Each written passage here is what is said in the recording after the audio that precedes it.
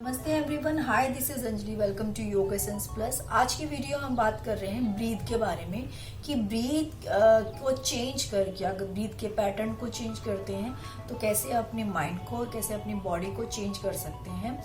Breathe actually बहुत important part है हमारी बॉडी का। ब्रीथ एक्चुअली ब्रिज की तरह काम करता है जो कि लिंक करता है हमारे बॉडी को और हमारे माइंड को।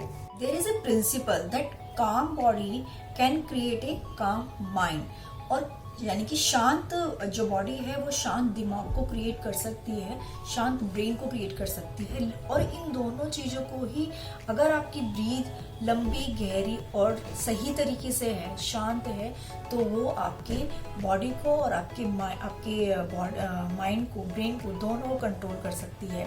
दैट मीन्स कि अगर हम अपने ब्रीथ के रेट को, ब्रीथ की डेप्थ को, ब्रीथ के पैटर्न को चेंज कर दें तो जो बॉडी के थ्रू, जैसे कि बॉडी के सिस्टम्स के थ्रू, जैसे कि रेस्पिरेटरी सिस्टम के थ्रू जो मैसेजेस आपके ब्रेन को जाते हैं और जिन रिएक्शन की वजह से मैसेज आपको रिस्पॉन्ड करता है, आप उनको चेंज कर सकते हैं।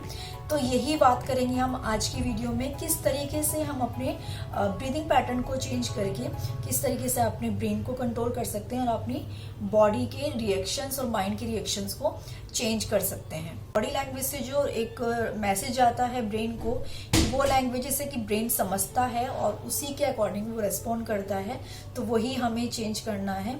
जब भी हम ब्रीथ पे कंट्रोल करते हैं, जब भी हम ब्रीथ पे फोकस करते हैं, एक्चुअली हमारे इमोशंस को बैलेंस करता है।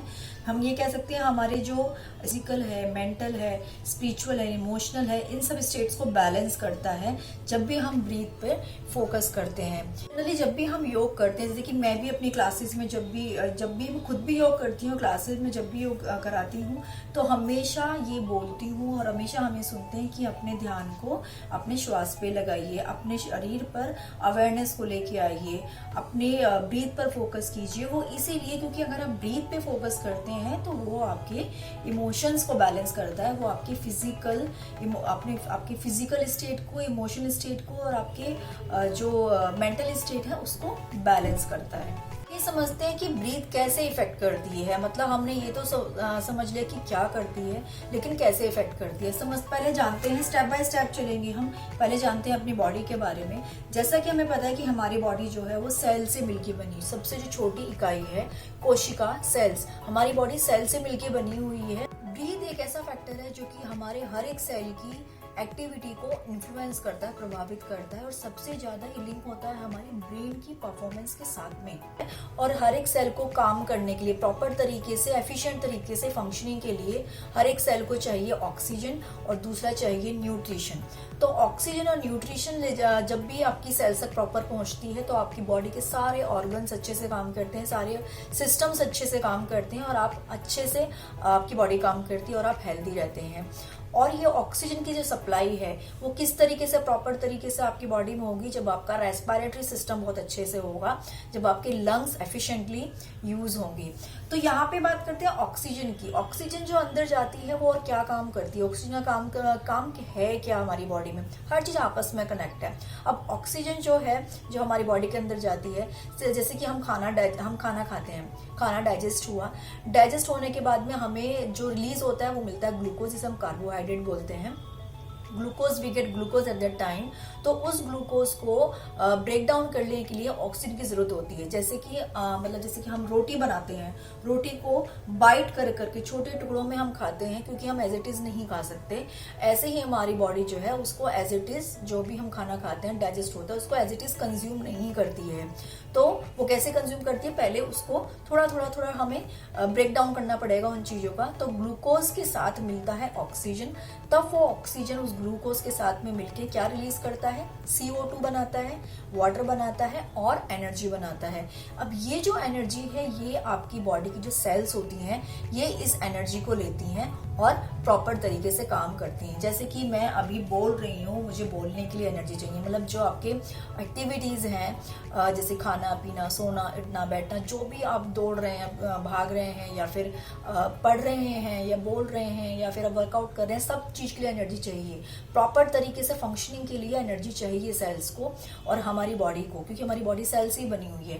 तो वो एनर्जी कहाँ से आती है, वो जब आती है जब ऑक्सीजन प्रॉपर अमाउंट में आपकी बॉडी में जा रहा हो। और जो CO2 होती है जो बड़ी हार्मफुल होती है वो आपके लिए, वो आपकी बॉडी से एक्सलेशन के थ्रू बाहर निकल जाती है। इसका मतलब ये है कि कॉन्टिन्यूसली आपकी बॉडी को ऑक्सीजन की जरूरत है और कंटिन्यूसली आपकी बॉडी से CO2 को बाहर निकलने की जरूरत है प्रॉपर तरीके से बॉडी को फंक्शनिंग करने के लिए और हेल्दी रहने के लिए। तो यही जो प्रोसेस होता है एटमॉस्फेरिक एयर, ऑक्सीजन का अंदर आना और आपकी सेल्स जो प्रोड्यूस कर रही है CO2 उसका आपके शरीर से बाहर जाना, इसी को बोलते हैं रेस्पिरेशन। जनरल लैंग्वेज में हम बोलते हैं ब्रीदिंग। तो उसी के बारे में हम बात कर रहे हैं। तो ये बात तो हुई ऑक्सीजन की।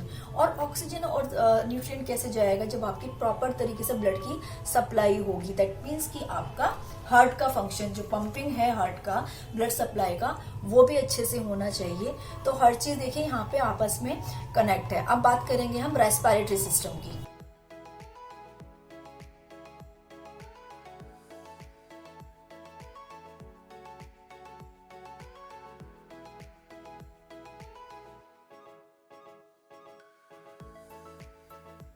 रेस्पिरेटरी सिस्टम जो होता है उससे बात करने से पहले थोड़ा सा बात करते हैं ब्रीथ के बारे में। जब भी हम ब्रीथ करते हैं, हम में मोस्टली जो लोग होते हैं वो बहुत ही गलत तरीके से ब्रीथ करते हैं। हम जब ब्रीथ करते हैं तो हम अपने चेस्ट के पार्ट, चेस्ट जो बाहर वाला हिस्सा है उसको यूज करते हैं। हम अपने लंग्स को एफिशिएंटली तरीके से यूज करते ही नहीं है। आप ये समझिए कि हम अपने लंग्स का केवल 20 to 30% पार्ट जो होता है वो यूज करते हैं, बाकी हम यूज ही नहीं करते हैं क्योंकि हम प्रॉपर तरीके से ब्रीथ नहीं करते हैं, सही तरीके से ब्रीथ नहीं करते हैं, जो हमारा आज मेन टॉपिक है। तो ब्रीथ करना, जब आपने किसी सोते हुए बच्चे को देखा होगा तो वो जो ब्रीथ होती है, जो ब्रीथ करता है, जो ब्रीथ करते वक्त उसका पेट फूलता है और ब्रीथ जैसे ही वो श्वास को छोड़ता है उसका पेट एक्सलेशन टाइम पे पेट अंदर जाता है, वो होती है प्रॉपर ब्रीदिंग। जिस चीज के लिए हमें डिजाइन किया गया है, एक्चुअली हमें डिजाइन किया गया है इसी तरह की ब्रीदिंग के लिए। लेकिन हम ब्रीथ कैसे करते हैं? हमारी ब्रीथ आती है यहाँ तक, चेस्ट तक, और चेस्ट से वापस चली जाती है। हम लंग्स का प्रॉपर तरीके से यूज ही नहीं कर रहे हैं। इसी की वजह से आजकल ये प्रॉब्लम हो रही है कि ऑक्सीजन आपकी बॉडी में अच्छी नहीं, आजकल भी हो रही है और सदियों चलती आ रही है, लेकिन हम आज ज्यादा फेस कर रहे हैं क्योंकि उसकी अहमियत हमें जब पता चलती है जब वो चीज हमारे शरीर में कम होती है या फिर हम बीमार हो जाते हैं। तो ऑक्सीजन की कमी इसलिए होती है क्योंकि लंग्स प्रॉपर तरीके से यूज नहीं कर पाते। और लंग्स प्रॉपर तरीके से यूज क्यों नहीं कर पाते? क्योंकि हम ब्रीथ ठीक से नहीं करते, ब्रीथ हम सही पैटर्न में नहीं करते हैं। प्रॉपर तरीके से ऑक्सीजन अंदर नहीं जाएगी तो आपका जो ब्लड है वो भी प्योरीफाई अच्छे से नहीं होगा, क्योंकि ऑक्सीजन चाहिए ब्लड को प्योरीफिकेशन के लिए भी। ऑक्सीजनेटेड ब्लड आपकी बॉडी के अंदर नहीं होगा। जब रक्त अच्छे से नहीं फ्लो करेगा और रक्त आपका प्योर नहीं होगा तो भी बॉडी में प्रॉब्लम्स आनी स्टार्ट हो जाएंगी। और जो आपका ब्रेन है वो ऑटो डिपेंडेंट है, मतलब वो ऑक्सीजन पे बहुत डिपेंड करता है। आपका जो ब्रेन है, जितनी आपकी बॉडी ऑक्सीजन कंज्यूम करती है उसका 20% आपका ब्रेन कंज्यूम करता है ऑक्सीजन को प्रॉपर तरीके से फंक्शनिंग के लिए, लेकिन उस तक वो ऑक्सीजन पहुंचती नहीं है क्योंकि हम सही तरीके से ब्रीथ करते नहीं हैं। आप समझते हैं रेस्पिरेटरी सिस्टम को।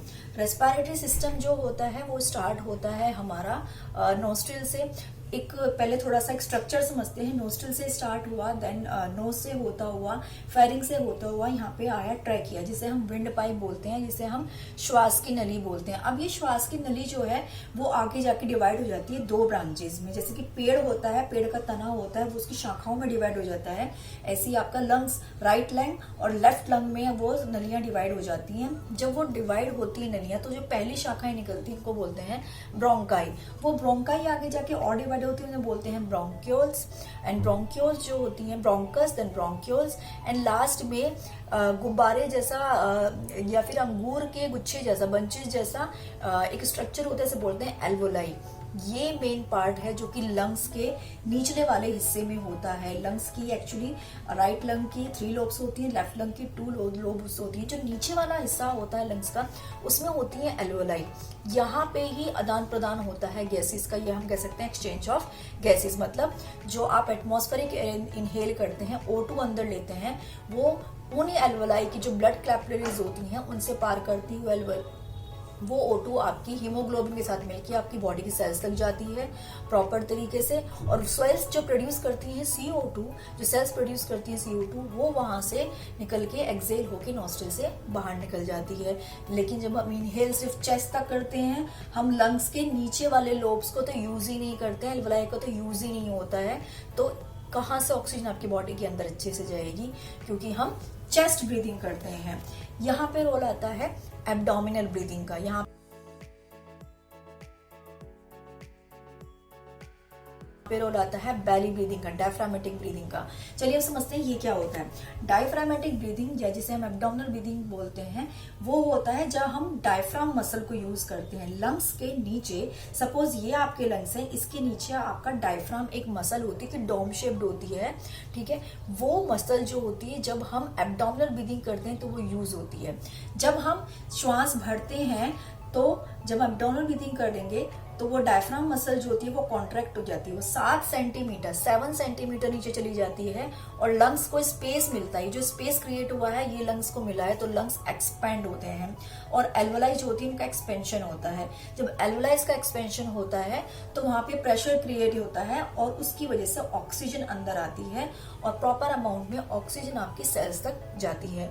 और जब हम एक्सहेल करते हैं, क्योंकि जब हम इनहेल कर रहे हैं डायफ्रामेटिक ब्रीदिंग में या फिर हम एब्डोमिनल ब्रीदिंग बोले, तो हमारा डायफ्राम नीचे की तरफ आता है, कॉन्ट्रैक्ट हुआ है तो नीचे की तरफ आएगा और हमारा जो एब्डोमेन है वो बाहर की तरफ राइज होता है, पेट फूलता है। जैसे गुब्बारे में हवा भरते हैं तो गुब्बारा फूलता है, ऐसी जब हमारे अंदर श्वास जाएगी तो हमारा पेट फूलता है डायफ्राम नीचे आने की वजह से, क्योंकि डायफ्राम का प्रेशर पड़ रहा है उस पर।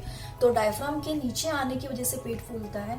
जैसे ही हम एक्सहेल करते हैं तो हमारा पेट अंदर चला जाता है। जैसे गुब्बारे में से हवा निकली तो गुब्बारा पे चल जाता है, पेट अंदर गया क्योंकि डायफ्राम अपनी जगह पे आ गया।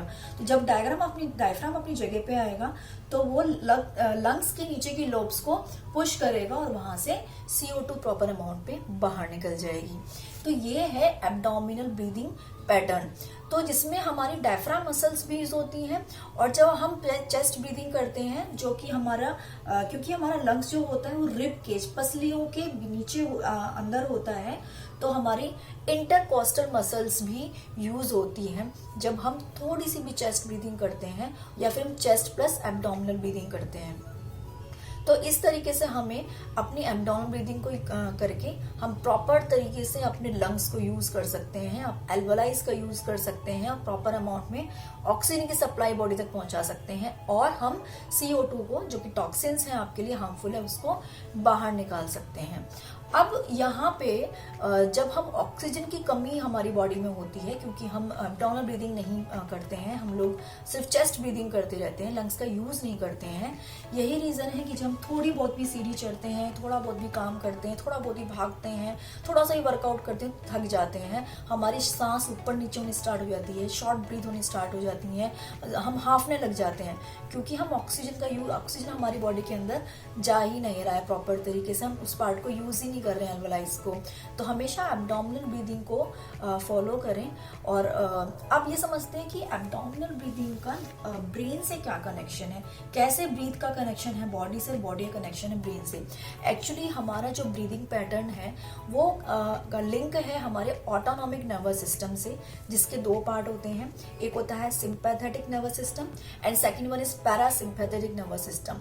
अब इसको योग की भाषा में समझे तो जो हमारी सूर्य नाड़ी है, जो हमारा राइट नॉस्ट्रिल है, that is sympathetic nervous system. हमारा जो लेफ्ट नॉस्ट्रिल है दैट इज ईडा नाड़ी एंड पैरासिम्पैथेटिक नर्वस सिस्टम।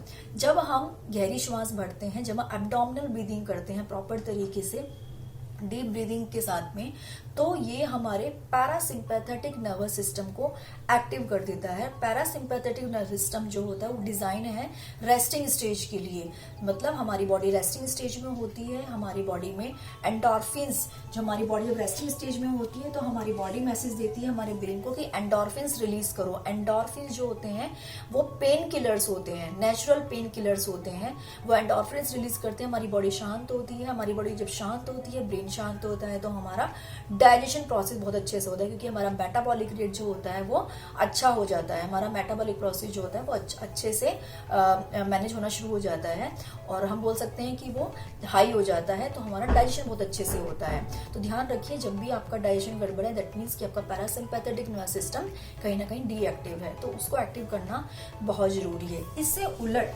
जब हम, आपने ध्यान दिया हो, जब हम स्ट्रेस में होते हैं या फिर हम जब कोई डर में होते हैं, एंग्जाइटी होती है, तो हमारा ब्रीथ बहुत शॉर्ट हो जाती है, हम बहुत लंबी बहुत ही धीमी छोटी छोटी श्वास लेते हैं, क्योंकि हमारा सिंपैथेटिक नर्वस सिस्टम उस समय एक्टिव है। सिंपैथेटिक नर्वस सिस्टम इससे उल्टा ही होता है, मतलब वो स्ट्रेस उससे क्या होता है कि वो मतलब स्ट्रेस वाली स्टेज होती है, आपके स्ट्रेस हार्मोन्स रिलीज करते हैं, जैसे कॉर्टिसोल है, एड्रेनालाइन है। ये जब इनका ज़्यादा सिक्रेशन होना स्टार्ट हो जाता है इन हार्मोन्स का, तो एक ये पैनिक अटैक देख सकते हैं, पैनिक अटैक दे सकते हैं। दैट मीन्स कि आपका स्ट्रेस बढ़ेगा और क्या होगा, ये जैसे कि ब्लड प्रेशर को हाई कर देंगे आपके, और ये हार्ट रेट को हाई कर देंगे, ब्रीथ रेट फास्ट हो जाएगा आपका, और आपका ऑक्सीजन कम पहुंचेगा आपकी बॉडी को, और ये आपके शुगर लेवल्स को ऑल्टर कर देगा, आपके डाइजेशन को बहुत स्लो कर देगा। जब भी सिंपैथेटिक नर्वस सिस्टम आपका एक्टिव होगा, वो आपके डाइजेशन को बहुत स्लो कर देगा, क्योंकि वो मेटाबॉलिक रेट को बहुत कम कर देता है। आपका इनडाइजेशन होना स्टार्ट हो जाता है, आपको कॉन्स्टिपेशन की प्रॉब्लम, गैस की प्रॉब्लम, ब्लॉटिंग की प्रॉब्लम, एसिडिटी की प्रॉब्लम, माइग्रेन की प्रॉब्लम, ये सब प्रॉब्लम स्टार्ट हो जाती हैं। तो ज़रूरत किसकी है, हमें अपने डीप ब्रीदिंग की, अपडाउन ब्रीदिंग की, ताकि हम अपने पैरासिम्पैथेटिक नर्वस सिस्टम को एक्टिव करें और सिंपैथेटिक नर्वस सिस्टम को उस समय सप्रेस कर दें। तो जब भी हम एंग्जाइटी, जितने भी नेगेटिव इमोशंस होते हैं, एंग्जाइटी है, फियर है, वरी, चिंताएं जो होती हैं, स्ट्रेस है और एंगर है, ये जो सब चीज़ें होती हैं, ये सब चीज़ें हमारे सिंपैथेटिक नर्वस सिस्टम को एक्टिव करती हैं। सिंपैथेटिक नर्वस सिस्टम जो होता है वो फाइट और फ्लाइट मोड पे को ऑन कर दिया। दैट मीन्स या तो लड़ो या भागो। सपोज कोई जैसे कि शेर है, शेर आपके सामने आया है, या कोई ऐसी सिचुएशन हुई है, कोई डॉग आपके सामने आ गया है, तो आपका सिंपैथेटिक नर्वस सिस्टम एक्टिव हो जाता है। तो वो आपके ब्रेन आपको मैसेज देता है या तो भागो, या तो लड़ो, या भागो यहाँ से। तो वो वाली सिचुएशन होती है। तो वो जो स्ट्रेस जो हो सकता है वो पॉजिटिव भी हो सकता है, नेगेटिव भी हो सकता है। लेकिन यहाँ पे बात हो रही है नेगेटिव इमोशंस की, कि नेगेटिव इमोशंस जब आते हैं तो सिंपैथेटिक नर्वस सिस्टम जो होता है, जब वो सप्रेस हो जाता है, जब हमारा पैरासिम्पैथेटिक नर्वस सिस्टम एक्टिव होता है, जो कि होता है हमारी एब्डोमिनल ब्रीदिंग से और सही तरीके से डीप ब्रीदिंग करने से। और इसके साथ साथ जब सिंपैथेटिक नर्वस सिस्टम एक्टिव होता है, ऑक्सीजन की सप्लाई कम होती है, तो ये हमारे इम्यून सिस्टम को बहुत सप्रेस कर देती है, इम्यूनिटी को बहुत, हमारी जो रोग प्रतिरोधक क्षमता है वो बहुत कम हो जाती है। डिजीज तो आ रहे हैं, क्योंकि हम डिजीज को आने से काफ़ी हद तक रोक सकते हैं, लेकिन एक लिमिट तक रोक सकते हैं। लेकिन हम अपनी बॉडी में अगर इम्यूनिटी सिस्टम हमारी अच्छी रहेगी तो हम उनसे डील कर पाएंगे। इम्यूनिटी सिस्टम बहुत ज़रूरी है। जब ब्लड का अच्छे से फ्लो होता है ऑक्सीजन के साथ साथ, तो हमारी बॉडी में लिम्फ नोड्स होते हैं, वो लिम्फ नोड्स भी अच्छे से एक्टिव हो जाते हैं और इम्यून को बूस्ट करते हैं। अगर आपको इम्यूनिटी के बारे में जानना है तो मैंने अपनी वीडियो एक अपलोड करी हुई है, जिससे मैंने सब कुछ बताया है कि आप किस तरह सिस्टम क्या होता है, कैसे आपकी बॉडी काम करती है, और आप कौन कौन से आसन इम्यूनिटी सिस्टम को बूस्ट करने के लिए कर सकते हैं। तो आप लिंक मैं आपको डिस्क्रिप्शन बॉक्स में दूंगी, आप वहाँ जाके चेक कर सकते हैं। तो इम्यूनिटी भी सफ़र होती है जब आप शॉर्ट ब्रीथ करते हैं या शैलो ब्रीदिंग होती है। तो यकीन मानिए, जब भी आपको कोई भी नेगेटिव इमोशंस हो, चाहे वो स्ट्रेस हो, एंग्जाइटी हो, वरी हो, फियर हो, एंगर, जो कि आजकल हर किसी की प्रॉब्लम है, शैलो ब्रीदिंग बिल्कुल भी वर्क नहीं करेगी। आपको एब्डोमिनल ब्रीदिंग और डीप ब्रीदिंग को फॉलो करना पड़ेगा, और अपने माइंड को शांत रखें, अपनी बॉडी को शांत रखें, और अपने डाइजेशन प्रोसेस को अच्छे करें, और इन सब नेगेटिव इमोशन से दूर रहें। एंशिएंट योगीज थे, जो ऋषि मुनि थे, उनको भी इस बात का पता था कि हमें ब्रीथ कैसे करना चाहिए और हमें भगवान ने कैसे डिज़ाइन किया है। एक चीज़ है कि जैसे कि हम ये समझ गए हैं इस वीडियो से कि जो क्वालिटी है, वो जो लाइफ की क्वालिटी है, वो हमारी काफ़ी हद तक अच्छी होती है अगर हम अच्छे तरीके से ब्रीथ को फॉलो करें।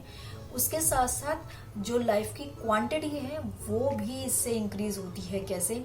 जैसे कि अगर हम फास्ट ब्रीदिंग करते हैं, अगर हम सही तरीके से ब्रीदिंग नहीं करते और फास्ट ब्रीदिंग करते हैं, शॉर्ट ब्रीथ करते हैं, इरेगुलर ब्रीदिंग करते हैं, इरेगुलर और शॉर्ट ब्रीथ जो होता है वो आपके ब्रेन के रिदम को डिस्टर्ब करता है, आपके दिमाग का जो रिदम होता है उसको डिस्टर्ब करता है, और ले जाता है आपको इमोशनल, फिजिकल और मेंटल ब्लॉक्स की तरफ, मतलब ब्लॉक कर देता है इन सब चीज़ों को।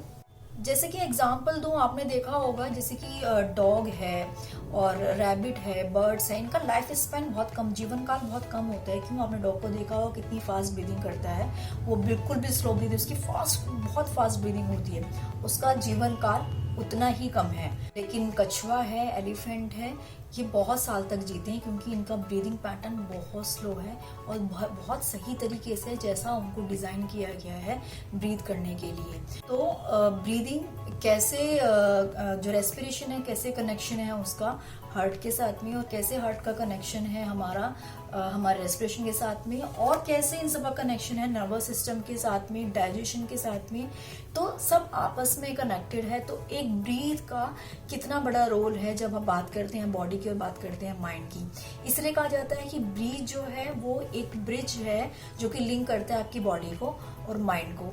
तो फॉलो कीजिए इस ब्रीदिंग को अच्छे तरीके से, ताकि आपकी ये नेगेटिव इमोशंस हैं इनको आप कंट्रोल कर सकें और अपनी बॉडी को हील कर सकें।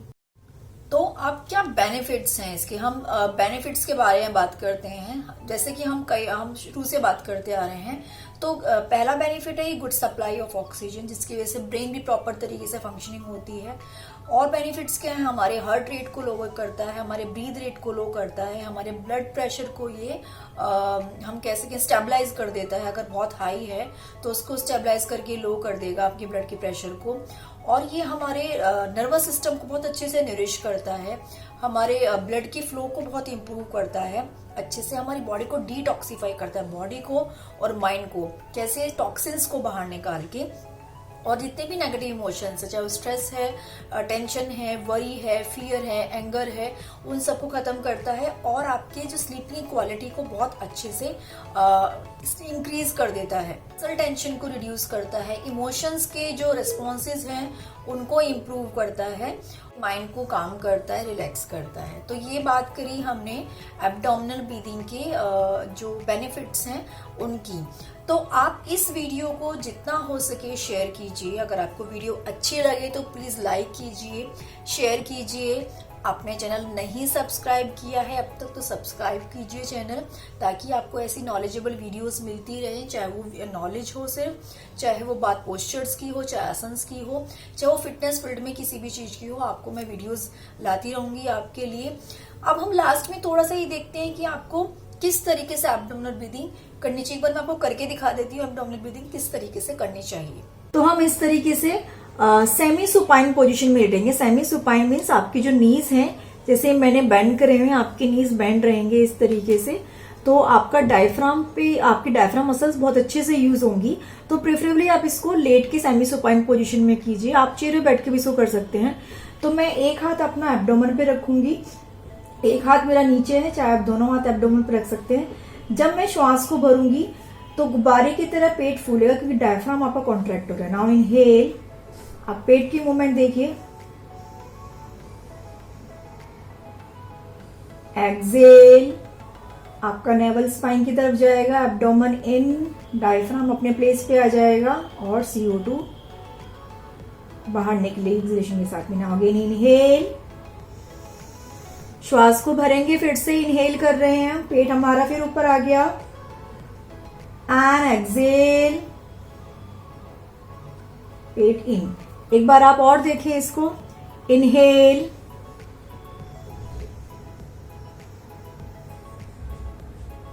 And Excel. इस तरीके से मैंने आपको करके दिखाया कि कैसे हम एब्डोमिनल ब्रीदिंग करते हैं। तो आई होप आप बजाय नेगेटिव होने की, नेगेटिव इमोशंस को अपने अंदर लाने की, जैसे कि हम देख रहे हैं आजकल कोरोना की न्यूज हर जगह है, नेगेटिव एनवायरनमेंट है, लोगों के मन में एक डर बैठ गया, एंग्जाइटी। ये प्रॉब्लम एक्चुअली डर से ज्यादा हो रही है, लोगों के मन में डर बहुत बैठ गया, एंग्जाइटी, स्ट्रेस, फियर, चिंताएं, ये सब है। तो अच्छा है कि आप उन नेगेटिव न्यूज को सुनने की बजाय, उन नेगेटिव बातों की तरफ ध्यान लगाने की बजाय अपनी ब्रीदिंग पे फोकस करें, अपने ब्रीदिंग पैटर्न को ठीक से फॉलो करें और इन प्रॉब्लम्स को खत्म करें अपनी लाइफ से, या फिर उनसे लड़ने के लिए अपने इम्यून सिस्टम को स्ट्रांग करें इस तरीके से, अच्छे से हेल्दी डाइट लेके और इस तरह से ब्रीदिंग को फॉलो करके इम्यून सिस्टम को स्ट्रांग करें, ऑक्सीजन की सप्लाई अच्छे से करें, अपनी बॉडी के प्रॉपर ऑर्गन्स को अच्छी तरह से फंक्शनिंग होने दें और अपने आप को हेल्दी रखें और हील करें। चलिए मिलती हूँ मैं नेक्स्ट वीडियो में, तब तक के लिए अपना ध्यान रखिए। नमस्ते।